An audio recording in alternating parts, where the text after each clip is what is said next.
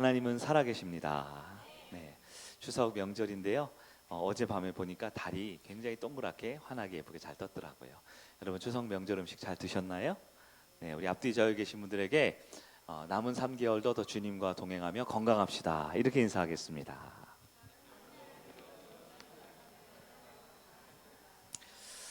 인사인지 아니면 IQ 테스트인지 인사가 좀 길었지만 여러분 그러면서 한 번 더 웃고 또 얘기하고 소통하고 마음을 주님께 활짝 여는 여러분 되시길 간절히 바랍니다. 오늘은 은혜의 주 영원한 왕, 은혜의 주 영원한 왕. 좀 제목이 좀 심오하고 어려울 것 같은데요.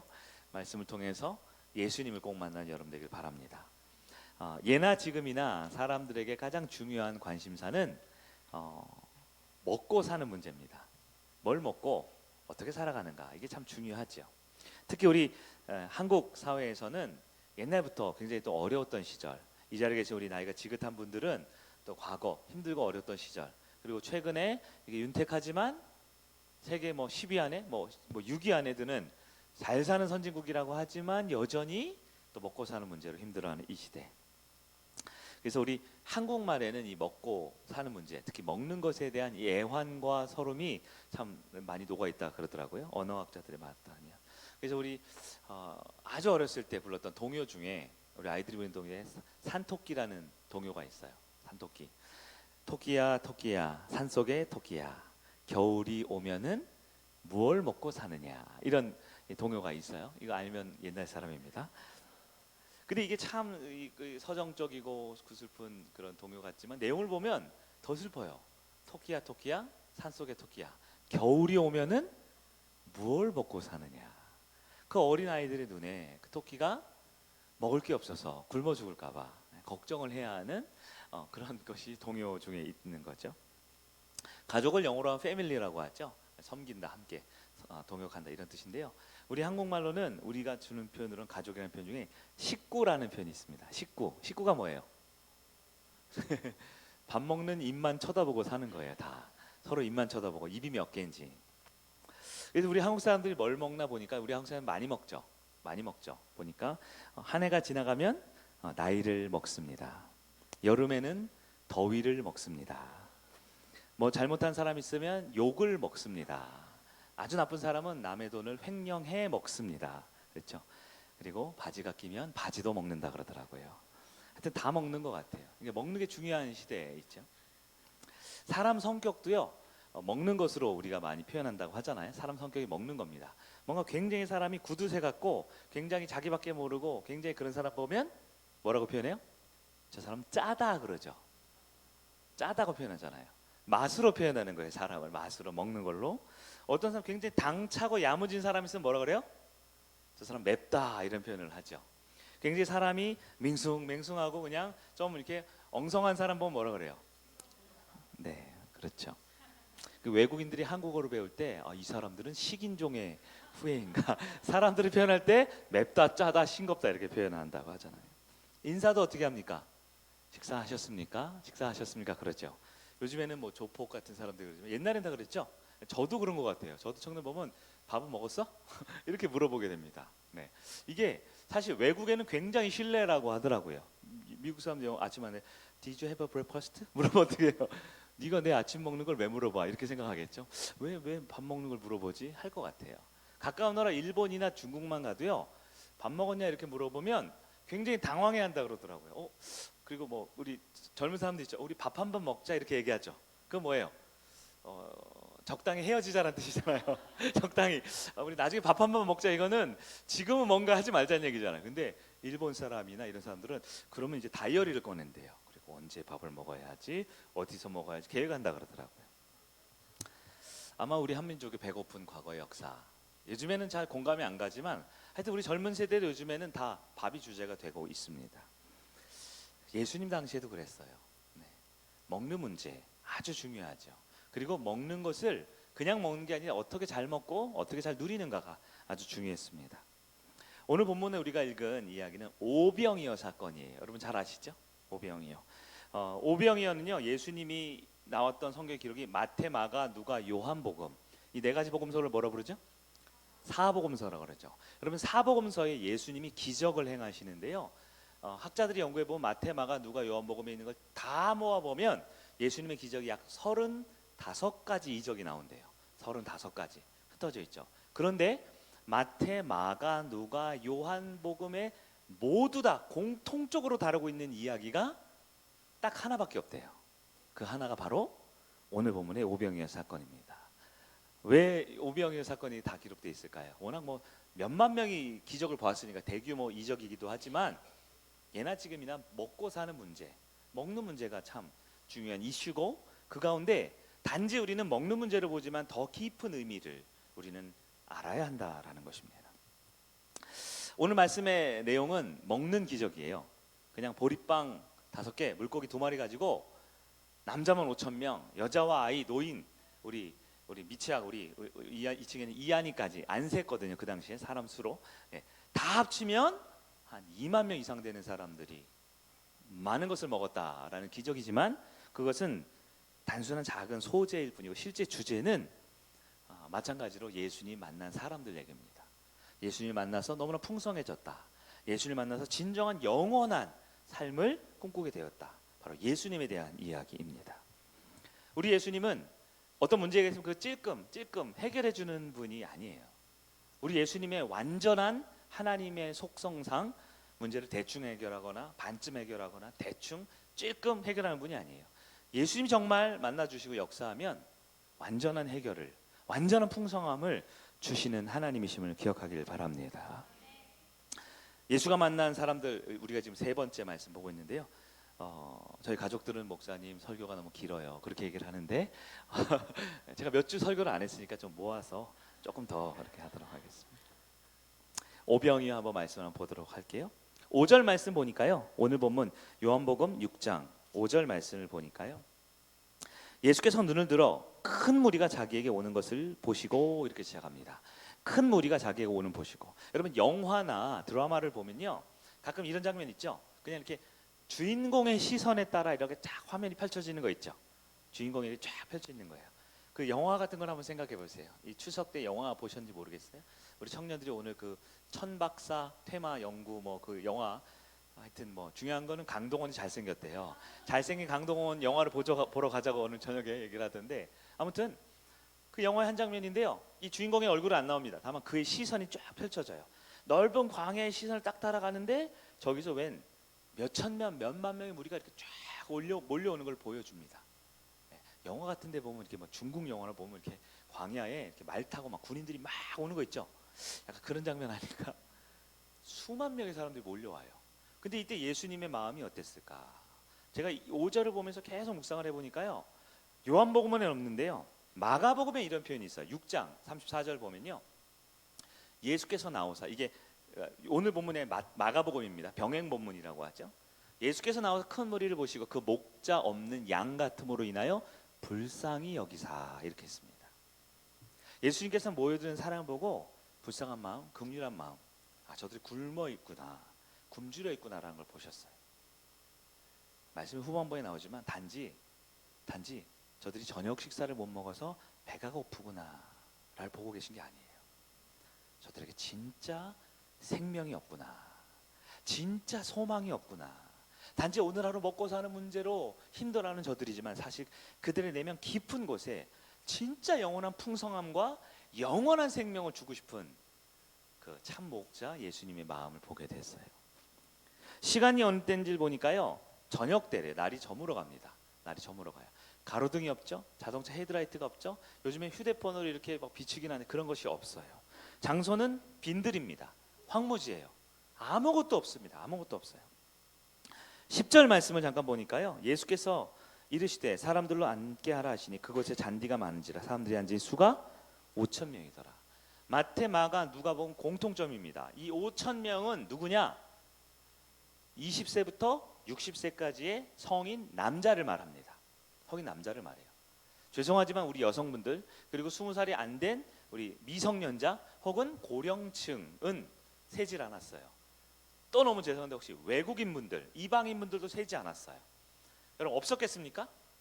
100% 그냥 한국 사람만 모였다고요? 아니죠. 그중엔 요즘에는 여러 외국 사람들도 많이 있잖아요. 많이 있잖아요. 오늘 아침에 우리 어젯밤에 세아제 형제가 저 시골에 갔다가 밤 11시 넘어서 떨어져서 그냥 교회에서 잔다고 왔어요. 아침에 제가 우리 세아제 형제 사우나를 갔다 왔거든요. 근데 가니까 딱 가는데 그 앞에 이렇게 푸른 눈의 사나이가 외국 사람이 딱 사우나에 있더라고요. 그래서 외국 사람들은 좀 민망하지 않을까. 이렇게 우리는 안 입고 있잖아요. 제가 어느 도표를 보니까 그 목욕탕에서 나라마다 이 색깔이 달라요. 그래서 아예 안 입고 있는 나라가 별로 없더라고요. 우리나라는 그 중에 하나인데 외국은 뭐 아래만 막는다, 가린다, 혹은 뭐 가운을 입는다, 목욕탕에서 그런 나라들이 있대는데 저 푸른 눈의 사나이가 적응이 될까 싶었어요. 아무튼 그 목욕탕에 한 2, 30명 있는데 그 중에도 외국 사람이 요즘에 있더라고요. 이때는 어땠을까요? 그냥 유대 성인 남자만 딱 있었다고요? 아닐 가능성이 더 높아요. 많은 사람들이 아마 모여 있었을 것 같아요. 제가 이번에 좀 쉬면서 제가 좀 마음이 좀 답답하고 힘들어서 제가 힐링되는 게 뭔가 생각해봤더니 제가 야구를 좋아하거든요. 야구? 사진 한번 보여주실래요? 네, 이게 시원하죠. 제가 적어보려고 전라도 광주까지 갔잖아요. 저기 전라도 광주에 있는 그 무등 경기장 옛날에 거기입니다. 그래서 제가 찍은 거예요. 제가 위에서 직접 찍은 거예요. 근데 저기 그 필드만 보이니까 야구장만 보니까 사람들이 안 보이죠. 다음 사진이요? 네, 죄송합니다. 저랑 가까운 두 어린 아이들인데 누군지는 얘기하지 않겠어요. 그래서 자기 좋아하는 팬 이게 그 팀 하고요. 이쪽 한쪽만 있었는데요. 야구장이 꽉 찼거든요. 그때 보니까 13,000명이 모였다 그러더라고요. 13,000명. 다음 사진도 있나요? 네. 요거는 제가 이번 주에 야구장에 또 갔어요. 요거는 서울에 있는 고척 야구장이라고 여기 위에가 막혀 있는 데 있거든요. 거기에 이렇게 갔더니 제가 이렇게 찍는 거 있죠. 좀 이렇게 있어 보이려고. 근데 이게 왜곡이라서 죄송합니다. 기술이 없어서 저렇게 꽉 찼단 말이에요. 그런데 2만 명 정도 된다 그러더라고요. 다음 사진이요. 이게 축구장인데 엄청 많죠. 네, 이거 그냥 샘플로 보여드렸습니다. 다시요. 네. 야구장에 10,000명, 2만 명 이렇게 모여 있는데요. 대부분 야구장 가보신 분들 알지만 먹을 거 직접 어떻게 해요? 사가지고 가죠. 다 사가지고 가요. 물도 가고 콜라도 치킨도 사가지고 갑니다. 그런데 그렇게 싸가지고 가도요. 야구 한 2시간, 3시간 보다가 목마르잖아요. 그러면 음료수 한 잔 마시려고 거기 매점 같은 데 가잖아요. 그럼 줄을 최소 10분, 20분 서야 돼요. 10분, 20분은. 떡볶이나 치킨 같은 거 좀 좋은 거 사 먹으려면 훨씬 더 오래 기다려야 됩니다. 제가 이걸 왜 얘기하냐면요. 그 당시에 2만 명이 빈들에 모여 있어요. 예, 그 요즘처럼 뭐 삼성페이 이런 거 할 수 있는 때도 아니고요. 예, 어떻게 그 사람들을 먹일 수 있었을까요? 제가 예수님의 마음을 자꾸 요즘 많이 묵상을 하는데 예수님이 어떻게 그 사람들을 오병이했을까 궁금하더라고요. 예수님이 어떻게 했을까? 제가 가정을 몇 가지 해봤는데 여러분 예수님은 하나님이시니까 뭐든지 가능하시잖아요. 네. 출애굽 방식을 하셨을까 생각이 들어요. 출애굽할 때 어떻게 했어요? 사람들이 출애굽한 다음에 하늘에서 뭐가 떨어져요? 만나와 메추라기 떨어지듯 보리떡, 물고기 이렇게 막 내렸을까? 이런 방법도 생각해봤어요. 아니면 여러분 성경 아시는 분들 한번 생각해보세요. 엘리야가 고단할 때 어떻게 했어요? 까마귀를 통해서 떡과 고기를 갖다 줬죠. 하늘에 까마귀 떼를 소환하셨을까? 무슨 게임 같네요. 네. 아니면 여러분 가나 혼인 잔치 아세요? 그때 어떻게 했어요? 물을 포도주로 바꾸죠. 그래서 그들이 가지고 있는 걸 짠짠짠짠짠 이렇게 바꿨을까? 이런 생각도 해보고. 아니면 마귀 시험 받으셨을 때 마태복음 4장에 어떻게 했어요? 마귀가 뭐라 그래요? 돌을 떡으로 바꾸라 그러죠. 광야니까 돌은 있었을 거 아니에요. 옆에 있는 돌을 드세요. 왼손에는 돌을 드시고 오른손에는 하나 둘 셋 짠 이렇게 바꿨을까? 아니면 그냥 자 나를 쳐다보세요. 하나 둘 셋 하면 왼쪽 주머니에는 김밥, 오른쪽 주머니에는 뭐 음료수 딱 생겼을까? 이상합니까? 아니 궁금하지 않아요? 그 2만 명 모인 사람에 물고기 2마리, 보리빵 5개. 근데 사실 물고기 2마리가 뭐냐면요, 이렇게 고등어 이런 게 아니고요. 그 당시에 어린 아이가 그 가볍게 한 끼 때울 만한 그런 멸치 같은 거 있죠? 마른 멸치, 오징어 다리 같은 그런 거예요. 잔 멸치 2마리와 조그만 떡 몇 개라는 뜻이죠. 근데 예수님께서 이 기적을 행하셨을 때 했던 방식이 마태, 마가, 누가, 요한복음에 똑같더라고요. 동일한 방식입니다. 어떻게 했을까요? 동일하게 제자들을 불러서 제자들에게 말합니다. 뭐라고요? 너희가 먹을 것을 주어라 이렇게 말했다는 거예요. 아니 리더가 책임을 져야지. 사람들한테 준다고 얘기만 해놓고 갑자기 이렇게 제자들한테 떠넘기는 거 약간 무책임한 거 아닌가 생각이 들었는데요. 왜 그러셨을까 생각을 해봤더니 예수님께서는 십자가 부활 이후로 승천하신 다음에 뭐를 세우시죠? 이 땅에 교회를 세우시잖아요. 교회를 세우고 교회를 운영하고 교회를 확장하고 하나님 나라를 이루어가는 과정을 이 기적의 하는 순간에도 제자들을 참여시키고 그들에게 헌신을 시키고 그들에게 동역하게 하면서 이 일을 하게 하시는 예수님을 보게 됐어요. 왜 제자들에게 너희가 주어라 이렇게 얘기를 하셨을까 고민해 봤는데요. 마태, 마가, 누가복음에는 조금 생략된 부분인데 요한복음에 아주 특별하게 두 명의 제자가 등장을 합니다. 두 명의 제자, 바로 빌립이라는 제자와 안드레라는 제자 두 명이 나와요. 오늘 말씀을 들으면서 이 두 명의 인물 그리고 마지막 세 번째 인물인 예수님, 이 세 명의 인물을 한번 우리 마음속에 한번 대입해 보면 좋겠다 싶어요. 너희가 먹을 것을 주어라고 할 때 첫 번째로 등장인물이 빌립입니다. 빌립. 5절 후반에 빌립이 언급이 되는데요. 우리 6절 말씀을 한번 볼까요? 6절 시작. 이렇게 말씀하시면 친히 어떻게 하실지를 아시고 빌립을 시험하고자 하심이라. 우리 예수님도 참 그래요. 그냥 복을 주시고 은혜를 주시고 가르쳐주면 되는데 꼭 시험을 한단 말이에요. 마귀도 우리를 시험하죠. 마귀의 시험을 우리는 temptation, 유혹이라고 표현합니다. 그런 예수님도 하나님도 시험하죠. 아브라함도 시험했고요. 오늘 본문은 예수님도 빌립을 시험합니다. 이 테스트는요, 마치 우리 중간고사, 기말고사 보듯이 시험 받는 입장에서는 어렵지만 이 시험을 통해 우리를 성장시키고 성숙시키기 위한 아주 좋은 과정입니다. 예수님께서 미리 어떻게 해요? 아셨다 그랬어요. 어떻게 하실지를. 이 말은 예수님은 오병이어 기적을 할 거를 이미 마음을 먹고 계셨어요. 오병이 해야지, 나 기적해야지. 근데 할 거면서 또 빌립이라는 제자를 불러다가 이 빌립이라는 제자를 바꾸고 변화시키고 성숙시켜주고 싶었던 거예요. 그걸 어떻게 합니까? 시험했다라고 하는 거예요. 빌립이라는 사람을 여러분 아십니까? 성경에 조금씩 등장을 해요. 빌립. 근데 이 빌립이라는 사람은 참 일관된 성품을 가지고 있어요. 성경에 3번 정도 등장하거든요. 요한복음에. 이 사람은 딱 한마디로 말해서 내가 직접 봐야지만 믿는 사람이에요. 내가 직접 손에 잡혀야지만 믿는 사람. 머리가 굉장히 좋아요.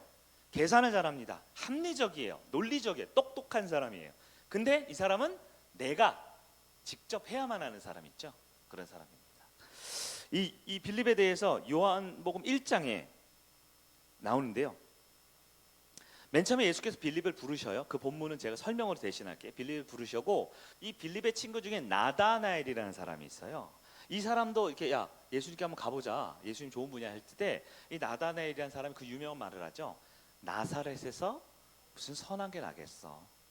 이걸 요즘 말로 하면 이건 지역 비하 발언입니다. 그런 거 있죠. 그러니까 서울 사람이 야 무슨 경기도 뭐 아유 거기 뭐 좋은 거 있어 뭐 이런 말 있죠.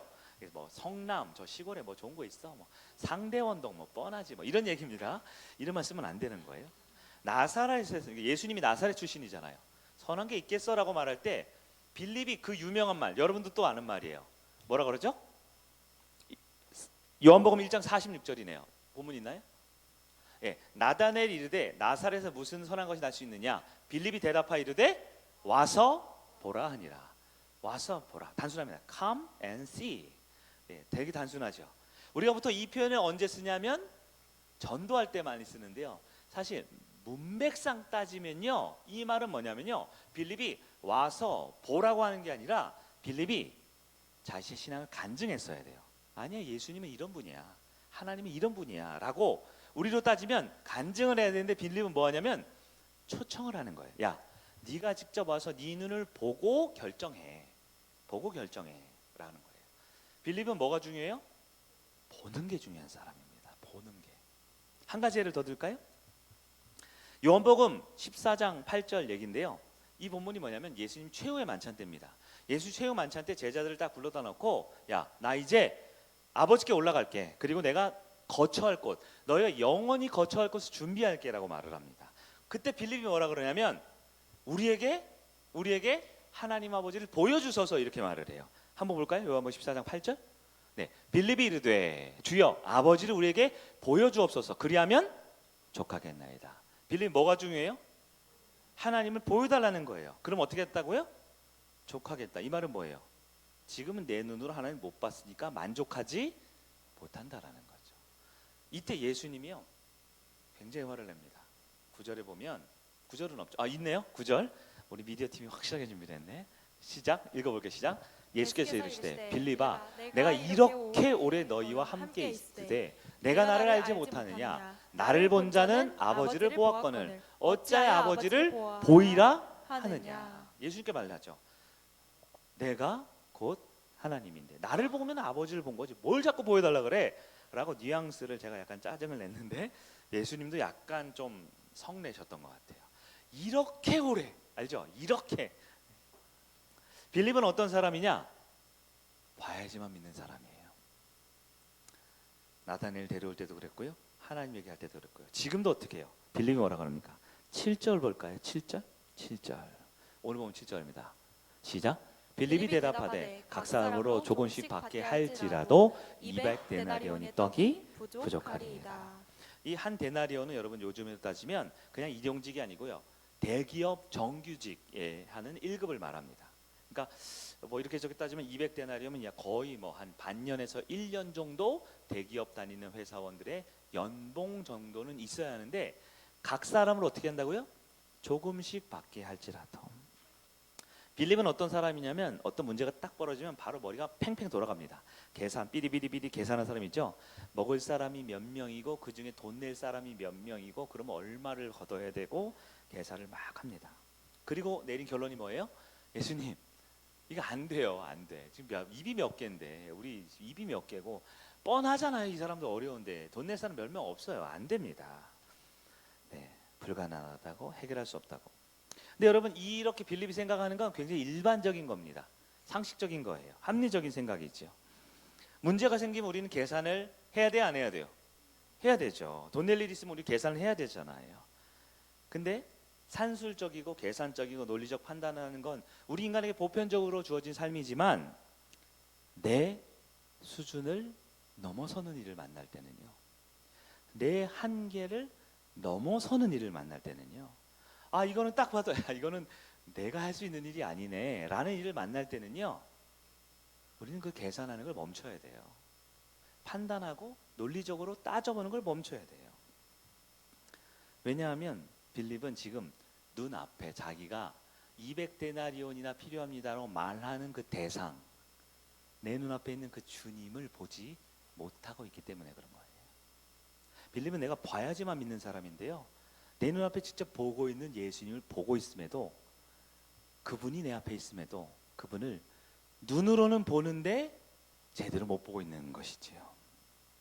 여러분 빌립이 지금 누구 앞에 서 있습니까? 누구 앞에 서 있습니까? 6절에 보면 예수께서 친히 빌립을 시험했다 그랬어요. 여러분이 대답해 보세요. 예수님께서 빌립에게 계산 잘 하는지를 시험하고 있겠어요? 그의 마음의 중심을 그의 믿음을 시험하고 있겠어요?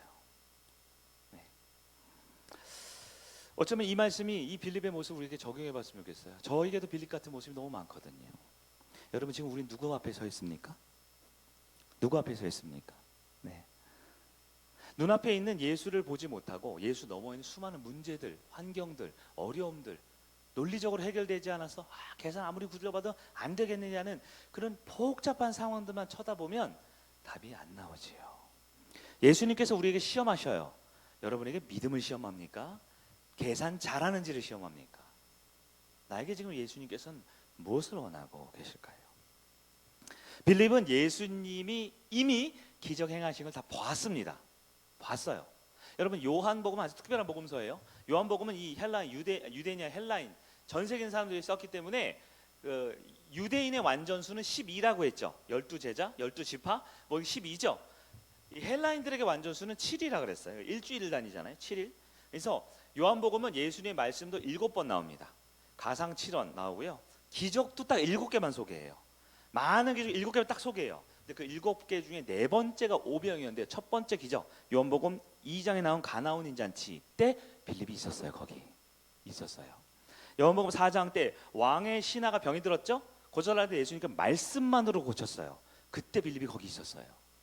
요한복음 5장에 38년 된 병자 있죠? 베데스다 연못에 있을 때 그 사람 일으켰을 때 그때 빌립이 있었어요 거기. 그리고 6장입니다. 네 번째 기적이에요. 이때도 빌립이 있습니다. 예수님이 어떻게 해요? 그 물을 포도주로 바꾸고 그 왕의 신하를 고치고 38년 병자를 벌떡 일으키는 그 기적의 현장에 제자들을 가르치셨어요. 문제가 있죠. 그러나 우리는 문제가 아니라 문제 너머에 계신 하나님을 바라보는 걸 가르치셨어요.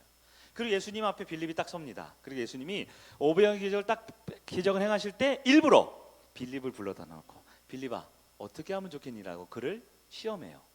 계산 시험하겠어요? 산수 시험하겠어요? 믿음을 시험하겠어요?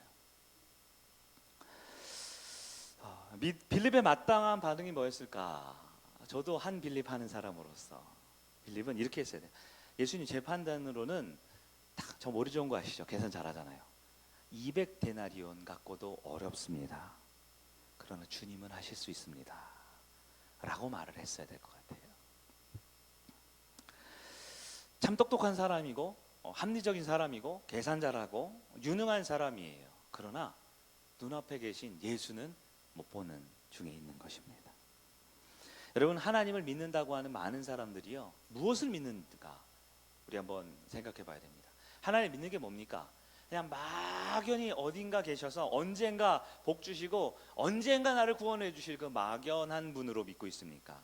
아니면 지금도 내 앞에 계셔서 나를 세워주기 원하시고 나에게 믿음을 시험하시고 그 예수를 바라보기 원하는 그 예수를 믿고 있습니까? 빌립과 같은 사람의 전형적인 특징 뭡니까? 근심은 점점 늘어납니다. 기도는 점점 줄어듭니다.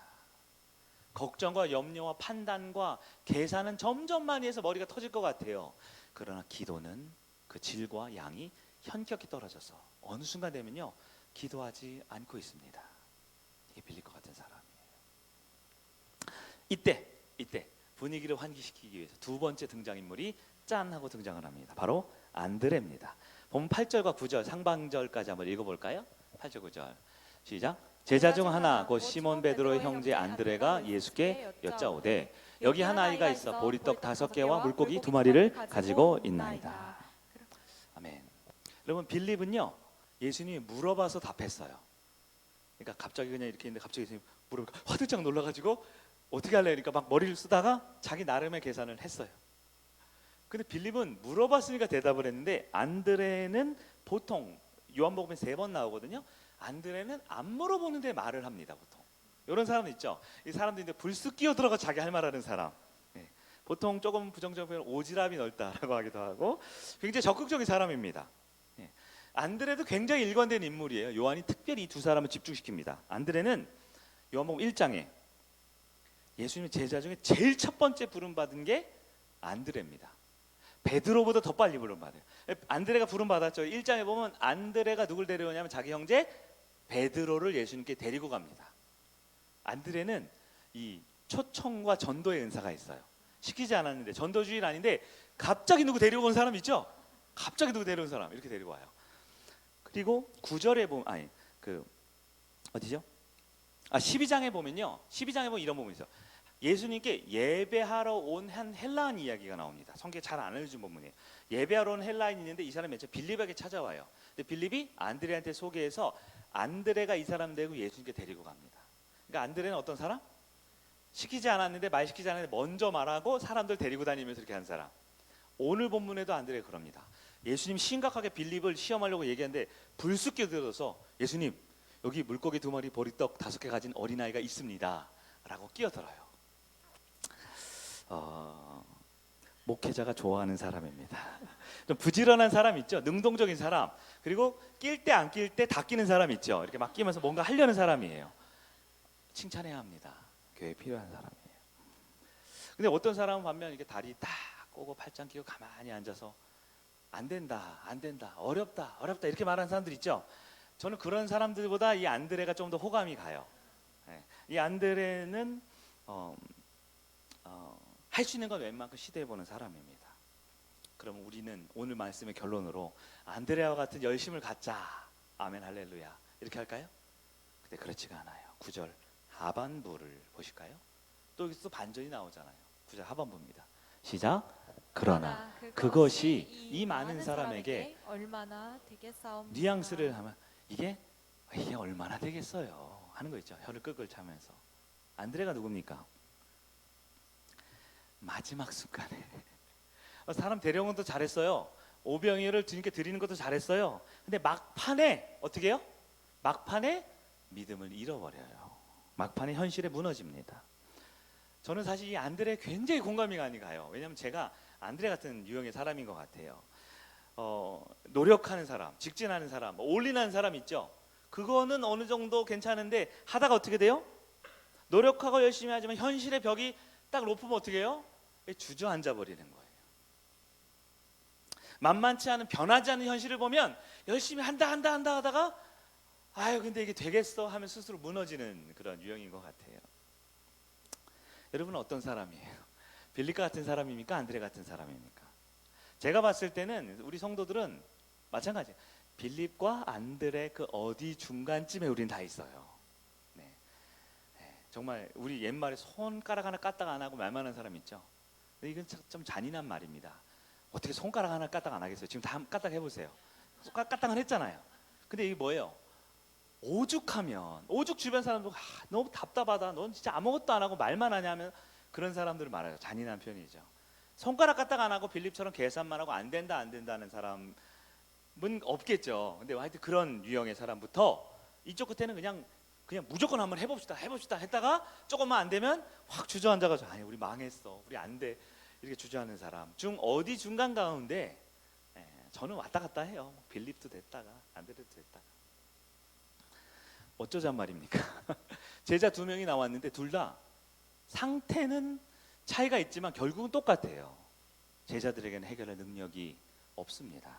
제자들에게는 스스로의 모습을 보고 낙심하고 좌절하고 비교하고 그 가운데 또 안드레는 그래 내가 빌립보다 낫지 않냐? 막 이러고 있을지 모르겠어요.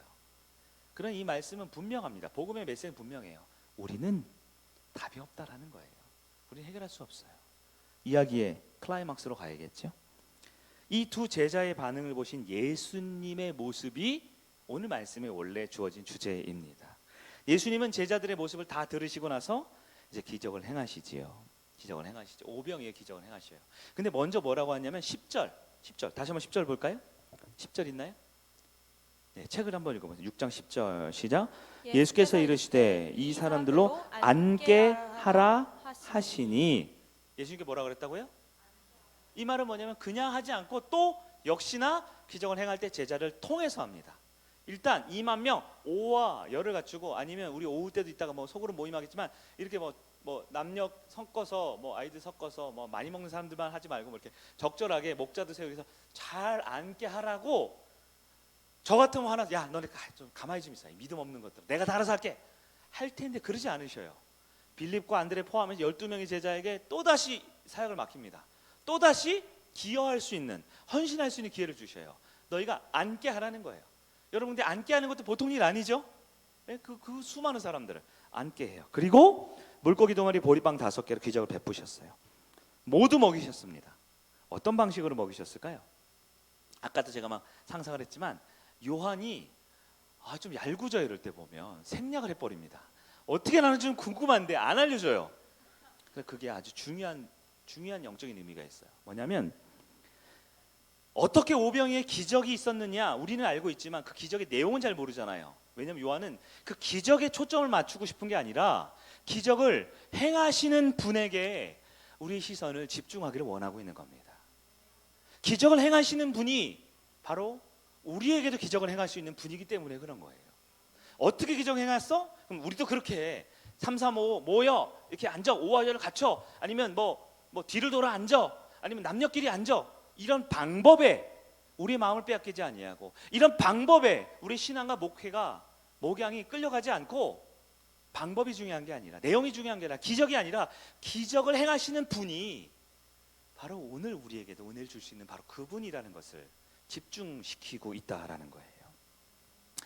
자, 요한이 말한 이 예수님의 오병의 기적의 핵심이 뭘까요? 첫 번째는 우리 예수님은 언제나 풍성한 은혜의 주님이시다라는 것을 우리에게 말해주고 있습니다. 풍성한, 여기서 제일 중요한 풍성한이에요. 따옴표 쳐보세요. 풍성한 은혜를 주시는데 어떤 은혜? 겨우 먹고 살끔 찌끔찌끔 주는 은혜? 지금 카드값이 막혀가지고 죽을 것 같은데 겨우 카드값 풀어주는 정도?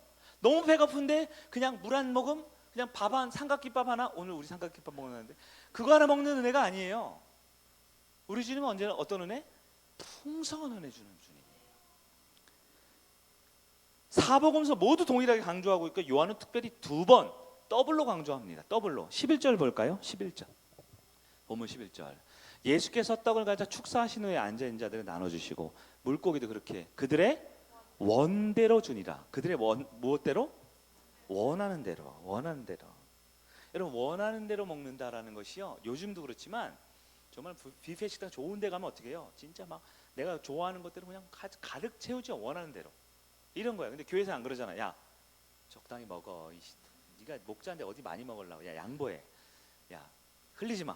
야 아까워. 딱 맞춰가지고 정확하게 오와 열을 갖춰서.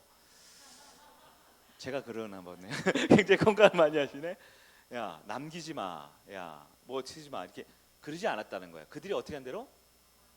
좀 더 먹고 싶은데 야 어디 집에 가서 먹어. 집에 가서. 교회가 무슨 밥집이야? 맨날 교회에서 밥 먹으려고. 한 그릇만 먹어. 이렇게 하지 않고요. 원하는 대로 다 주고 다 줬다라는 거예요. 뭐예요? 어떤 주님? 풍성한 주님이에요. 근데 이게 한 번이 아니라 12절에 또 표현합니다. 12절 볼까요?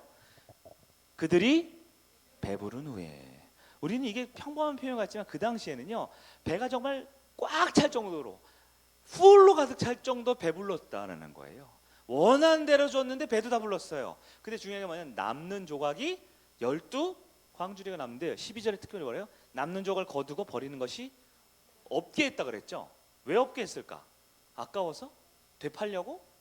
그게 아니라 여러분 원하는 대로 먹었어요. 너무 배가 불렀어요. 근데 여러분 식당이나 좋은 데 음식 싸가지고 집에 가는 경우 있어요? 보통 싸가지고 가는 경우 있어요? 왜 싸가지고 가요? 젊은 사람은 잘 안 싸가지고 가는구나. 싸가지고 가는 게 왜 그래요? 보통 맛이 없거나 흔하거나 우리 집에 있는 거 싸가지고 갑니까? 안 가져가. 뭘 싸가지고 가요? 너무 배불러서 못 먹겠는데 이건 진짜 맛있는 거야. 이건 진짜 귀한 거야. 이거는 진짜 버리기 아까워. 나는 이거는 식어도 먹을 거야. 내일도 먹고 모레도 먹을 거야. 렌즈에 돌려 먹을 거야. 할 정도로 진귀한 음식은 너무 좋은 거면 싸가지고 가지 않겠어요? 그걸 표현하고 있는 겁니다. 예수님 어떤 분입니까? 우리에게 원하는 대로 주고 배부르게 주고 집에 싸가지고 갈 정도로 귀하고 좋은 것을 주실 수 있는 분이다라는 거예요. 여러분 어떻습니까? 여러분 예수님께 기적을 원하고 은혜를 원하고 정말 생명을 원하지만 여러분이 원하는 거 혹시 지금 너무 힘든 거 이 문제 그냥 좀 지나갔으면 좋겠다. 너무 배고픈 거 이거 좀 해결했으면 좋겠다. 내가 지금 앞길이 깜깜해서 아무것도 못하고 그냥 꽉 막히는 내 인생 뭔가 좀 이게 희망이 있으면 좋겠다라고 예수 믿습니까? 성경은 말합니다. 우리 예수님은 그런 분이 아닙니다. 많은 사람들은 그 기적에 초점을 맞춰 있지만 기적이 아니라 기적을 행하는 분에게 초점을 맞추면 마르지 않는, 더 이상 줄이지 않는 영원한 생명의 떡과 생명의 양식을 우리에게 주신다고 약속해 주신 게 우리 예수님이에요. 예수님의 은혜는 어떤 은혜냐? 풍성한 은혜입니다. 요한복음 6장 26절에 우리 본문 뒷부분인데 이런 얘기가 나와요. 오병의 기적 행한 다음 이야기입니다. 사람들이 예수님에 대해서 어떤 마음을 가진지 예수님이 아셨기 때문에 제자들에게 말해요. 너희가 나를 찾는 것은 표적을 본 까닭이 아니고 떡을 먹고 배부른 까닭이로다. 너무나 안타깝죠. 왜냐하면 사람들이 예수를 따라요. 왕을 삼으려고 그래요. 왜요? 예수를 본 게 아니라 누구를 봤어요? 떡을 본 거예요. 기적을 본 거예요. 기적을 본 거예요. 근데 여러분 사인보드 있죠. 표적. 저 표적은 사인보드예요. 여러분 성익교회 올라오실 때 처음 오는 분은 저 밑에 본 저 사거리 앞에 그 표지판 있죠. 성일교회 화살표 있죠. 거기가 성일교회예요? 그건 성일교회가 아니에요. 그거는 우리 장로님이 그때 간판집에 60만 원 해가지고 표 맞춘 거예요. 맞춘 거예요. 그 사인보드는 표지판입니다. 거기 교회 아니에요. 그걸 보고 따라 오면 여기가 교회입니다. 맞죠? 떡은 예수가 아니에요. 떡은 기적은 생명이 아니에요. 그거는 진짜 떡이시고 진짜 생명인 예수를 만나기 위한 과정일 뿐입니다. 근데 많은 사람들은 어떻게 했어요? 이 당시에도 예수를 본 게 아니라 사인도 제대로 못 보고 떡을 보고 예수를 왕으로 삼으려 했다라는 거예요. 어쩌면 이 기적은 오늘날 우리에게도 동일하게 주어질 수 있지만 예수님 마음은 동일합니다. 여러분, 예수를 왜 믿습니까? 부자 되려고요? 잘 먹고 잘 살려고? 힘든 거 없애려고요? 아니요. 예수를 만나면 영원히 목마르지 않고 영원한 생명을 생수를 주시는 분이 예수인데, 여전히 우리는 그 예수를 보지 못하고 예수를 만나지 못하고 빌립처럼 눈앞에 기적에 행하는 분이 있음에도 불구하고 예수가 아닌 눈앞에 펼쳐진 문제만 보고 계산하고 판단하고 된다 안 된다 우리끼리 생각하며 살고 있지 않습니까? 혹은 안드레처럼 제가 한번 해볼까요?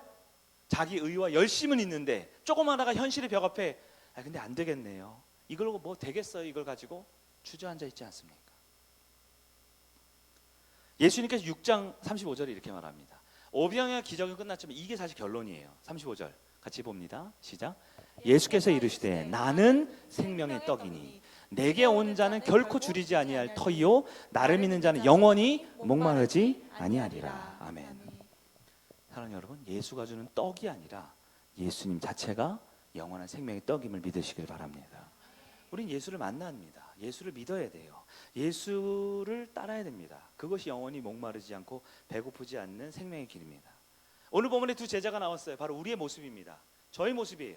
빌립과 같이, 안드레 같이 늘 예수님을 믿는다고 예배드리고 신앙생활 하지만 진짜 우리의 믿음의 대상이요 우리의 유일한 주인이신 예수는 안 보고 그분이 준 기적과 은혜와 뭔가 풍요로운 뭔가, 그래서 나 떡 줘서 좋은데 저 사람 떡이 더 크네?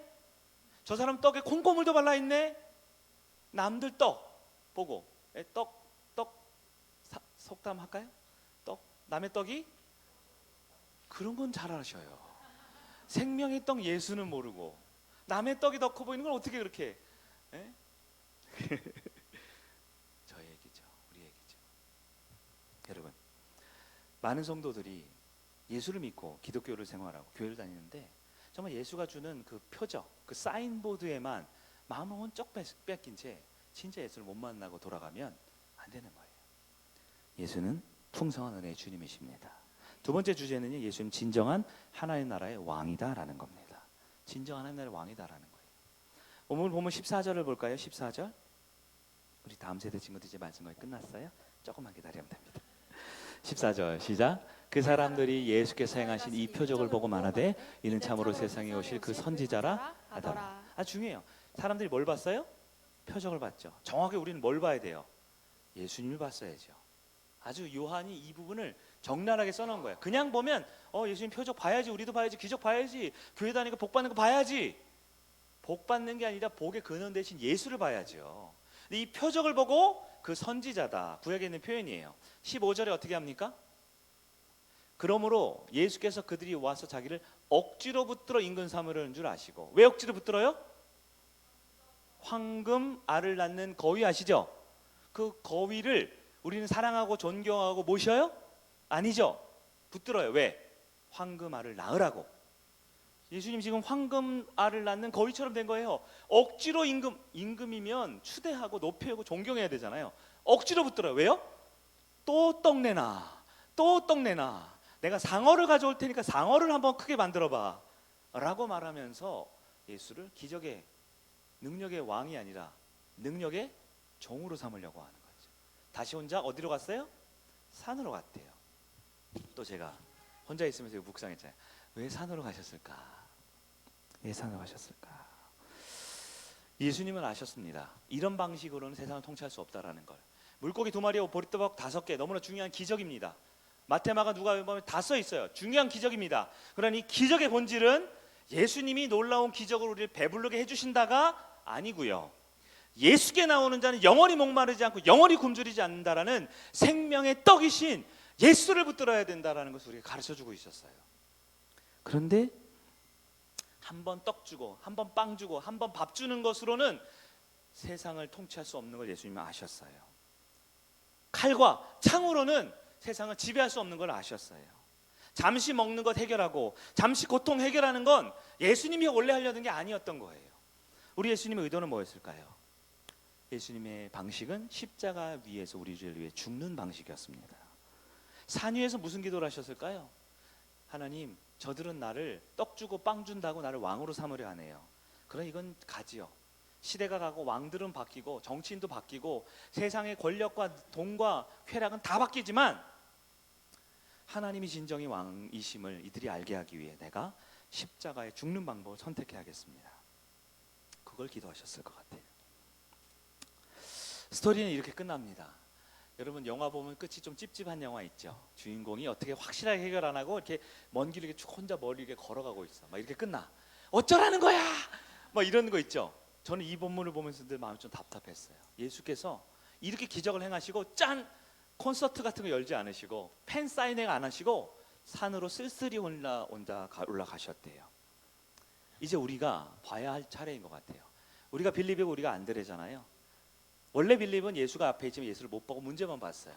원래 안드레는 자기 일을 열심으로 하려고 했지만 조금 하다가 실망하고 주저앉아 버렸어요.